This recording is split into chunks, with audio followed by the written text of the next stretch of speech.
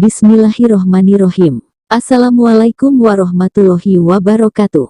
Salam jumpa kembali dengan channel Dunia Fana News. Malaysia akhirnya memberlakukan kebijakan lockdown total mulai tanggal 1 Juni hingga tanggal 14 Juni tahun 2021 setelah terjadi lonjakan kasus pandemi COVID-19 yang semakin parah. Berbagai media di Indonesia memberi highlight tentang kebijakan lockdown total yang akan diberlakukan oleh Malaysia seperti yang nampak dalam screenshot di layar video ini. Berikut ini adalah kutipan berita selengkapnya dari Kantor Berita Indonesia, antara tentang kebijakan lockdown total di Malaysia.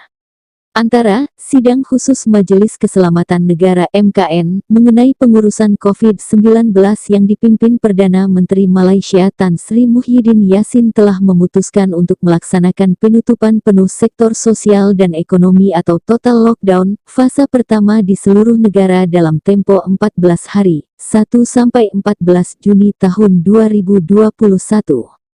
Kantor Perdana Menteri Malaysia, Jumat menyampaikan sepanjang tempo ini semua sektor tidak dibenarkan untuk beroperasi kecuali sektor ekonomi dan layanan penting Essential Economic and Service Sector yang akan disampaikan daftarnya oleh Majelis Keselamatan Negara. Keputusan ini dibuat setelah mempertimbangkan situasi terkini penularan COVID-19 di Malaysia dengan jumlah kasus harian telah melebihi 8.000 kasus dan kasus aktif melebihi 70.000 kasus, kata Muhyiddin dalam siaran kepada pers.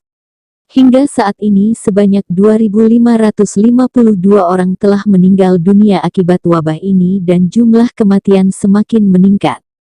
Keberadaan varian-varian baru yang lebih ganas dengan kadar penularan yang tinggi juga turut mempengaruhi keputusan hari ini, katanya.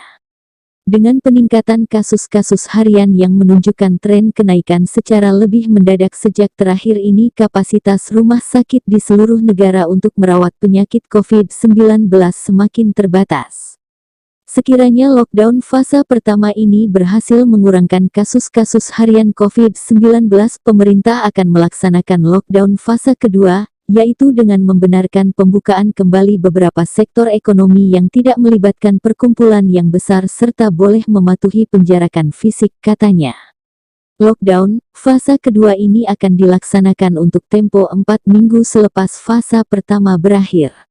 Setelah berakhirnya lockdown fase kedua, langkah seterusnya ialah memasuki fase ketiga, yaitu melaksanakan Perintah Kawalan Pergerakan PKP, seperti pada masa sekarang di mana aktivitas sosial tidak dibenarkan dan hampir semua sektor ekonomi dibenarkan beroperasi tertakluk kepada SOP yang ketat serta kehadiran secara fisik di tempat kerja dibatasi, katanya. Demikian info dari channel Dunia Fana News. Terima kasih atas perhatian Anda. Wassalamualaikum warahmatullahi wabarakatuh.